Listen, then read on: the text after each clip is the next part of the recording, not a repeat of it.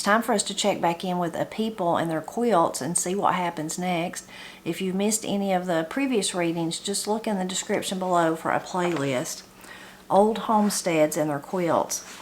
When a person admires the beauty, art, and workmanship of a quilt, he surely wonders about its background, the people who made it, and the location and type of home from which it came. Yet it is often impossible to learn anything about the history of old quilts.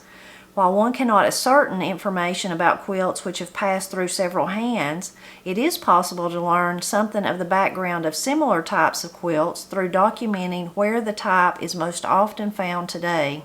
For example, a two-story antebellum home located on a prosperous farm in a wide, fertile valley may tend to contain a certain type and quality quilt, while a log cabin on a steep ridge with small acreage and poor land may tend to produce an entirely different type. After visiting many homesteads, one can almost predict the type, quality, and number of quilts that will be found there. However, there are always surprises, and this uncertainty adds to the anticipation of exploring such places. The locations of the old homes, the economic status of the families through the years, and conversations with relatives of the quilters all add to the background of the quilts. A glimpse at the following family homesteads will provide some insight into the people, places, and circumstances connected with the quilts, and may shed information about similar quilts with unknown backgrounds. Inside this peaceful long homestead were stored scores of quilts made here by the Bakers and their kin, some soon after the house was built in the 1830s. When Robin Hood and I arrived here in January 1983, we found 80-year-old Henry going in for dinner with his axe and a load of firewood. As I drove down Thomas Weaver Road in rural Knox County, Tennessee, I was impressed with the large number of new homes that had been built and the old homes that had been torn away since the time I walked there as a barefoot boy. But I knew that the old Baker place would be the same. I couldn't imagine it would ever change. Sure enough, when it came into view, this stately home place seemed precisely the same as when I first saw it almost half a century ago. The same, I am informed, as when my mother was a girl and when my grandfather was a child. Indeed, it is little changed from the time when the Bakers built it in the frontier wilderness several generations ago. The beehive sat on a bluff above the creek just as when my brother and I, as toddlers, mistook the bees for houseflies and attempted to kill them with wooden paddles. I still remember the baking soda Aunt Jane applied to the stings, as well as the tobacco cuds the men reluctantly relinquished for the same purpose. Virtually all Homo sapiens emulate their neighbors, doing that which is fashionable at the time rather than that which is reasonable. Because of this characteristic, most of the old ways and the old relics are abandoned along the way as one faddish thing after another appears on the scene to be rediscovered and eagerly sought after by later generations. Corner cupboards, pie safes, and harvest tables relegated to the smokehouse, woodshed, or other outbuildings are examples. Discarded as worthless relics by our grandparents, they are cherished as beautiful and utilitarian treasures by many of the present generation. The Baker family members are not average folk. Most of the reasonably prosperous pioneer families expected the stopgap log house to be replaced within a few years, or certainly by the second generation by a frame or brick home. But the Baker family simply added on to their log cabin and have lived there till the present day. Much of the furniture and many of the farm and household items of 150 years ago are either still being used or remain in the spot where they were last used. 50 years ago, their neighbors may have ridiculed their quaint customs, their old unpainted log house, their molasses making, and their lack of progress. Now they are the envy of the younger generation, many of whom are either reconstructing old log homes or are purchasing new ones from one of the many companies manufacturing log houses. Tiny Baker, at 92, looks pensive as she admires the beauty in the quilt her grandmother made almost 150 years ago. Her name was Susan Branson Baker, and I've always understood that she made this quilt soon after her and Grandpap got married in the 1830s. Right here in this old log house, it is appliqued and pieced and is expertly and minutely quilted. The quilt shown lying on top of the cabinet was made by Eula's great aunt, Ella Hill. The one to the right was made by his grandmother, Baker, and the double wedding ring pieced quilt was made by his mother, Jane Rice Baker. Aunt Jane, my grandfather's sister, is shown along with her husband, Preacher Tom Baker, in the photograph hanging on the wall directly over the quilts. Now in 1983, the plowed garden, the woodpile, the great log house, and the little stream that runs a few feet away from the pioneer home have, it seems, defied time. As I walk across the wide porch, I could see Tiny Baker sitting by the wide wood-burning fireplace. Tiny, the daughter of Uncle Tom and Aunt Jane Rice Baker, has lived her 91 years in the old home, as did her ancestors. She lives with her brother Henry and his wife, Eula. Eula invited me in. I was surprised that Tiny recognized me so quickly, almost, I thought, before she could see me. "Well, that's Rice. We've been a-wondering whatever happened to you," she said. After inquiring about the health of our respective families, I raised the subject of quilts. "They's a few old quilts around here somewhere," Eula laughed. "I'll see if I can find some of them." She darted upstairs to fetch them. I followed Eula up the sturdy steps and into a large room where she laid the lid off the largest quilt chest I've ever seen. It was fully 8 feet long, almost 3 feet wide, and as deep. It was completely filled with fine old quilts, neatly packed in their safe storage place. I later learned there was another chest, almost as large, also filled with quilts.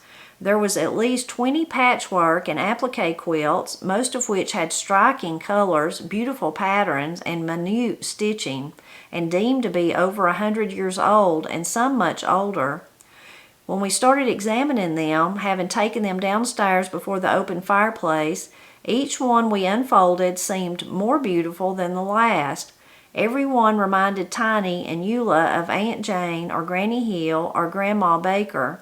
I remarked about the excellent condition of the quilts and asked about their use. Both Tiny and Eula laughed and said they had never been used. "They've laid away up there, packed in the old quilt boxes, some of them for nearly 100 years, I guess," said Tiny. "Oh, they may have been used them a few times as bedspreads when special company came or when somebody died, but mostly they've just been packed away as keepsakes." I asked Tiny what happened to all the quilts made by her mother and by her grandmothers. She mentioned those given to various family members and some that were presented to destitute neighbors. I asked if they ever sold any. "Oh no, they never sold quilts," she said, as if that would have been a sinful act. "No, they give a lot away, but I never heard of them ever selling a quilt." Susan Branson Baker, shown here with her husband Anderson, made some of the oldest quilts at the Baker home place. They are the grandparents of Henry and Tiny. Her quilting would have been done primarily in the mid-1800s. Aunt Jane Rice Baker is shown here with her husband Tom and their children in an old photograph taken in the early part of this century. The children from the left are Henry Lloyd, being held by his father, Tiny, and Becky. Henry and Tiny are the only two survivors of the family. Photograph courtesy Henry and Tiny Baker. Lone Star and Double Wedding Ring. The Lone Star was among dozens of beautiful and expertly made old quilts stored in the larger quilt chest in an unfinished upstairs room. It is interesting to note the incorporation of the double wedding ring pattern surrounded by the star. As pointed out earlier, I was informed by Chris Keys of White County, Tennessee, that it was bad luck for someone to receive a Lone Star quilt as a gift if there was not some other pattern included.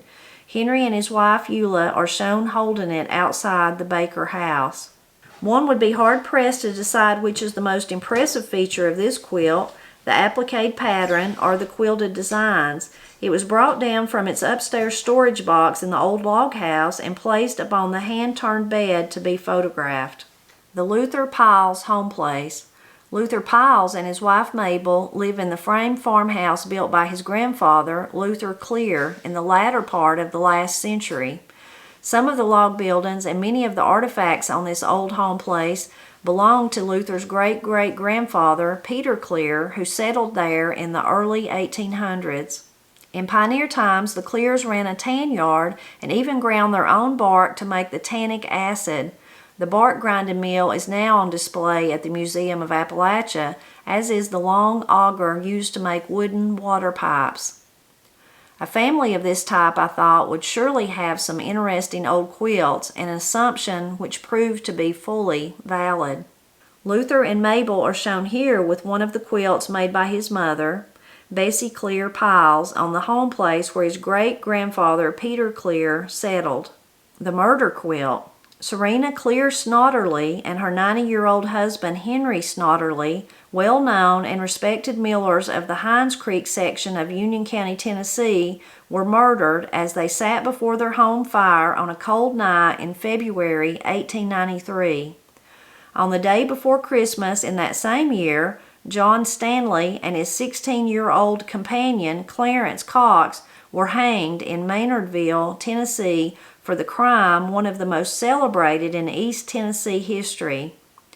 My grandfather Rice attended the public hanging and heard Stanley plead unsuccessfully that the life of young Cox be spared. A few minutes later, both were hanging from the gallows, and the father of young Clarence Cox drove an old wagon to the site to claim his young son's body. Some years before she was killed, Serena had made this quilt, which was eventually given to her niece, Bessie Clear, as a wedding present when she married John Piles. The quilt has remained in the old Clear Piles home place ever since, and because of its history is now known as the murder quilt. Bessie Clear Piles, 1890 to 1983, spent much of her life in this room making quilts. As late as the 1960s, she was getting only $10 each for them. Her photograph and that of her husband, John Piles, still hang in Bessie's room. This chest is filled to capacity with the quilts that were left stored there at the time of her death. The double wedding ring was made for Mabel as a high school graduation present and is the only one not made by Bessie. Cordy Ridenauer, home and her quilt. I had passed the little unpainted board and batten home belonging to Schuyler, Boots, and Cordy Ridenauer 100 times, but I had never seen the colorful wedding ring quilt hanging on the line before. Perhaps it had been there in times past, but Robin and I noticed it so quickly this time because we were looking for quilts. The starkness of the unpainted house contrasted sharply with the color and artistry of the quilt, and it told a story so common in Appalachia. Cordy Ridenauer, the mother of 14 children, had made this and several other quilts to brighten the interior of her unpretentious home, located in an area on Mill Creek known as the Ridges. She is dead now, and so is Boots, but some of the grown children live on here. This freshly washed quilt and no other item of clothing hung from the line on this cold February morning in 1983. Bill Ridenauer is grandson of Cordy and Boots. I asked him if he remembered anything about his grandmother's quilting.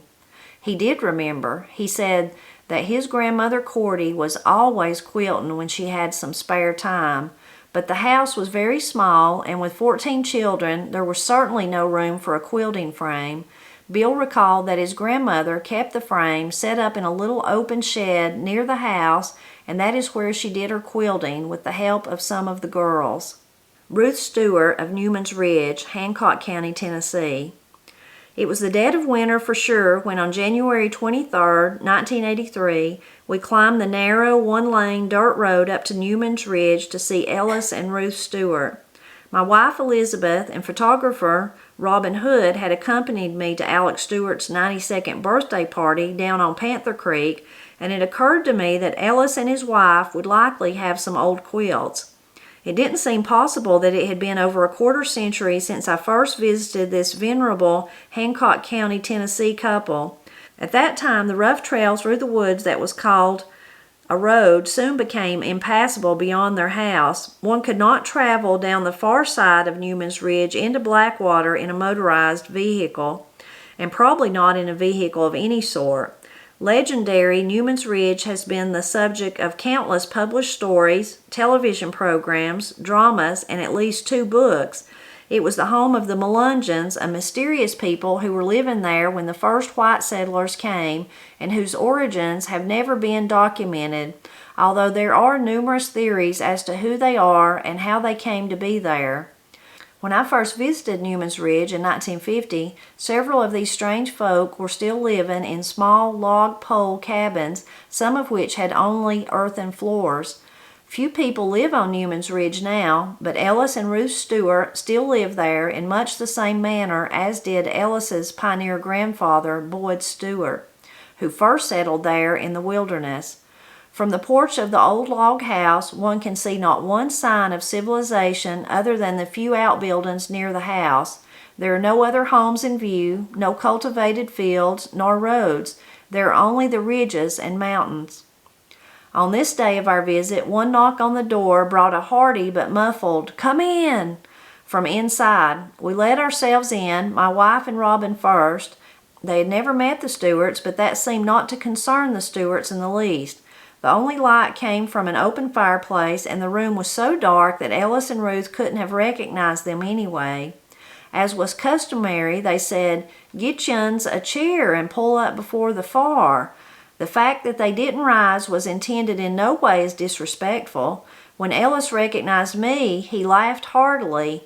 "Why, son, we thought you'd plumb forgot us. You've been away so long, you've done got white-headed," and they both laughed heartily. We quickly got to the subject of quilts and soon learned that each had a large chest full of quilts from their respective families. There was a good deal of discussion as to whose quilts we should see, his or hers, but after a while Ruth brought in one of her favorites, one she called Quiled Rattlesnake.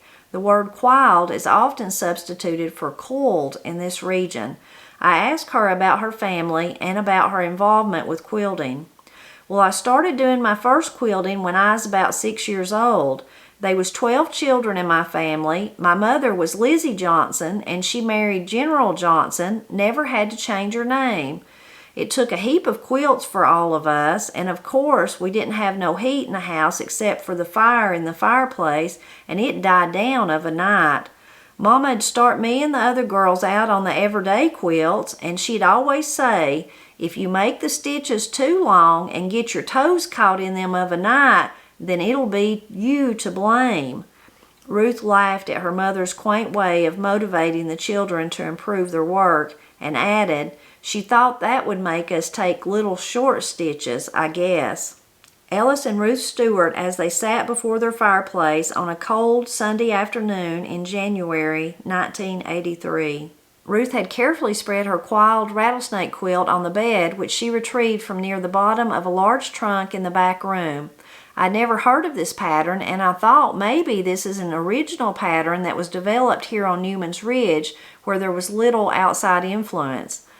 Only a few days later, while thumbing through the Collector's Dictionary of Quilts, Names, and Patterns, I found the exact pattern, but it was called Baby Bunting instead of Quiled Rattlesnake. The interview with Ruth continued as follows. "Well, did you ever get your toe caught in one of the stitches you made?" "No, I learnt right away not to make big old long ugly stitches. We done enough sewing that we learnt pretty fast. Any time we wasn't outside working when the weather was bad, she'd have us there at the quilting frames a-quilting. It was the kind that hung down from the ceiling, and when you wasn't using it, you could just pull it up out of your way." "Have you always used a thimble?" "When I first started quilting, I didn't. I couldn't. But as we learned to sew and got a little older, she'd give each one of us 6 girls a thimble, and she'd give us scraps of material along when she'd make a dress or something, and we'd save every little scrap till we got enough to make a quilt. I've got 6 quilts yet that I made when I was at home. Oh, I've quilted all my life, ever since I could remember, just about." "Did you put designs in your quilt usually, or did you just sew scraps together for the purpose of keeping warm?" "Well, we did both. Of course, most of the quilts we made were just everyday quilts that we'd make from whatever scraps we could find from old clothes, old breeches, old coats, and we called them crazy quilts. Old breeches and old coats make the warmest lining of anything. But Mama would get patterns and make quilts with designs like this here Quiled Rattlesnake. Yeah, Mama was interested in pretty patterns, but when she'd make one, she'd put it away. She wouldn't use it. Oh, she may have got it out and put it on the top of a bed for Sunday, but she never used it for every day. Did you ever hear of people collecting the little cloth tobacco bags to make the quilt backs? Ruth laughed again. She's done that very thing, and my sister saved enough of them little cloth backer pokes to make the lining for a quilt. None of the men at home used store-bought backer, but Newt and Ed Lay, they got to buying backer, and she saved them and made her a quilt lining. Them's little nickel backer sacks. My mother would take the pockets out of men's pants after they's wore out and save them till she had enough to make a quilt lining. She'd save all them pockets and wash them and iron them and sew them together to make her quilt lining. What did you use for the padding? Generally, we used cotton. Mama always raised her own cotton to pad quilts with. We used wool sometimes for padding. I've got some quilts in there now that's padded with wool. They're so much warmer than quilts padded with cotton. Well, if that's the case, then why wasn't wool used more often as the padding? You can't sleep next to a quilt padded with wool. It'd sweat you, and then you'll freeze. Yeah, you had to put something else next to you, and then put the wool padded quilt on top.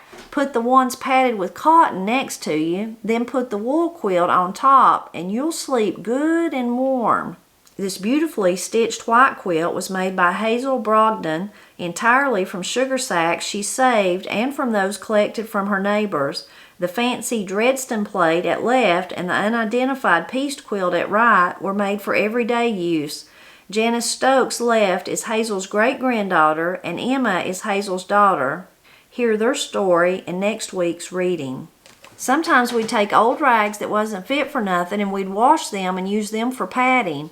We'd usually just tack these, never tried to quilt them, just any way to have enough quilts to keep us warm.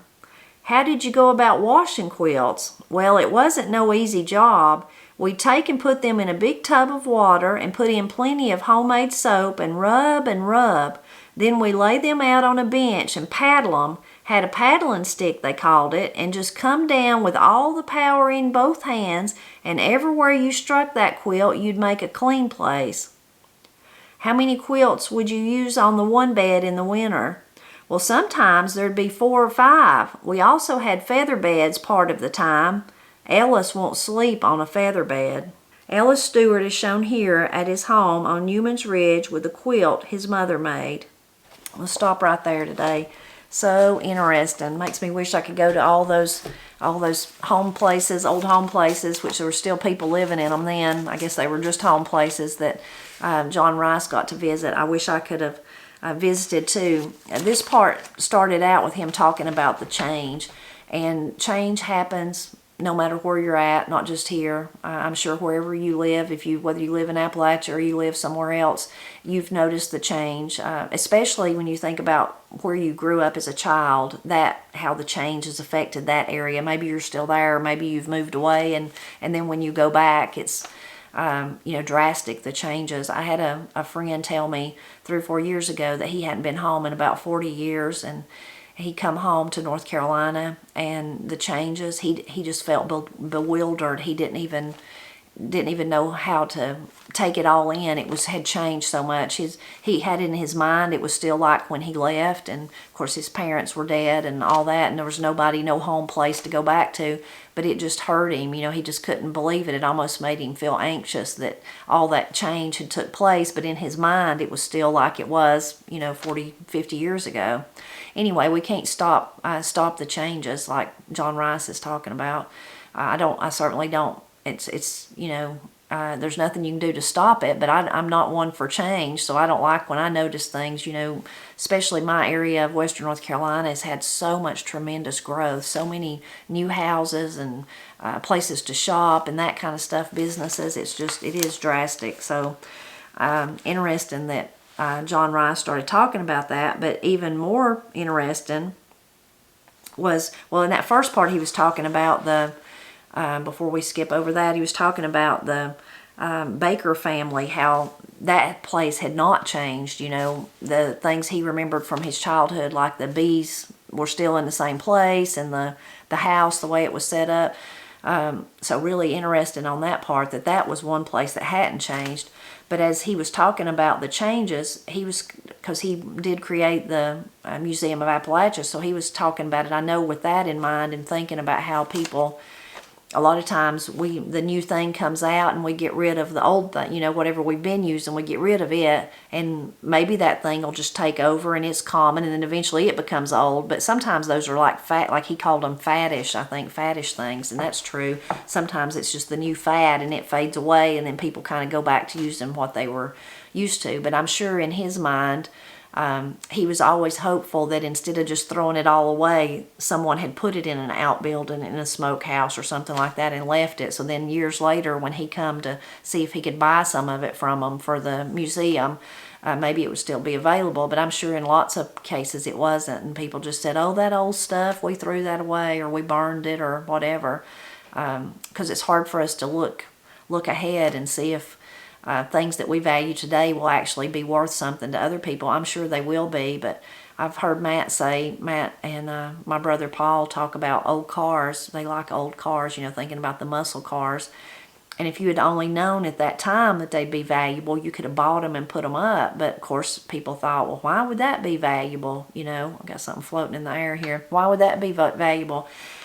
But of course now today it is, so it makes you wonder about today's vehicles, if there'll come a time when they'll be valuable like that. Anyway, interesting that he started the book, this part of the book, talking about that. And also interesting how he talked about that depending on over time, he got to where he could kind of tell he expected this from this kind of house if it looked like this, or this from this if it looked different. But he also says then there was sometimes surprises that he wasn't always right about, even though he got to where he could guess pretty good. And that Baker family had so many quilts. Unbelievable that they had all those quilts, and then that they hadn't used them, that they just put them up. So again, John Rice talked about this at the beginning of the book. There's two ways of looking at that. Like, you're like, gosh, I can't believe you didn't actually use them and enjoy them. But then if they had, then they probably wouldn't be here for other people to enjoy. Of course, at this point, 2024, this book, he's talking about 1983, makes you wonder what happened to all of them, because those people are probably dead and gone now. So it makes you wonder if their family got to keep them. I hope so, if they cared enough about them. And then he moved on to Ellis and Ruth, which was part of the, Alex Stewart family there. Amazing how he described their house. And I remember when he visited them in the Alex Stewart book, he talked about them just a little bit. So I guess he hadn't visited them all the way till now when he did looking for the quilts. But that you could not see one sign of civilization from their house. Now, to somebody like me and Matt that likes that kind of lifestyle, that just sounds like an amazing place to live. I can imagine, the houses that I can see are family. I can see Granny's house. I can see my brother's houses. So, there's family. It's not strangers. But to just be in the middle of nowhere like that is really appealing to me. It's not to everybody, I know, but for me, I really loved that part, because I thought, man, I'd like to live like that. And then, of course, when he was there, that's where he heard about the quilled rattlesnake. So that is, like he said, that's a word that you'll hear people say, even if it's a rope. Quilled, that rope's all quilled up in the back of my truck, and I thought it was a snake. I forgot it's back there. So that's a word, just saying it the wrong way, that you'll hear often in my area of Appalachia too. I wouldn't say often now, but with the old timers, I'm sure that's one that'll be faded away and gone. For many reasons, just that language has changed, and then that not many people are using ropes today. They're not carrying around stuff that's ropes, or they're not talking about the rattlesnakes like that. And then it was funny, the mother telling her that on the one where the mother told her that she had to stitch it just right, or her toes would get hung in it. I don't know, it makes you think of if you've ever done that, not in stitches, but if you're asleep and your toe does get hung in a blanket or something. So that was certainly something I'm sure everybody could identify with, even her children, when she was warning them that they better make those tiny little stitches. And I'm sure that was just a sign of craftsmanship, that you could make those tiny even stitches, but also I'm sure that it made the quilt last longer. There was a purpose behind it besides just the craftsmanship of it. But that was funny. And then the other thing jumped out at me, which has been the whole entire book that we've read, is their thriftiness, how they saved everything. So many times he'll ask them about the padding in the quilt, and they'll say, we used old quilts, or we used old rags, or we used whatever we had. So that was definitely thrifty. And then saving all the old clothes. And then in this part, and I think it's been mentioned several other places in the book too, but saving the bags that things come in, the backer bags and the sugar bags and all those things. So really thrifty. And I know you've heard stories just like I have of the flour sack dresses and those things. So it wasn't just relegated to quilts. People saved all kinds of things like that to then turn around and use in a different way. But I really like that part, thriftiness. I'm a thrifty person, so that sort of stuff always appeals to me. I hope you enjoyed this part of the book. I hope you'll leave a comment and tell me what jumped out at you. And as always, I hope you drop back by next Friday so we can see who John Rice talks to next.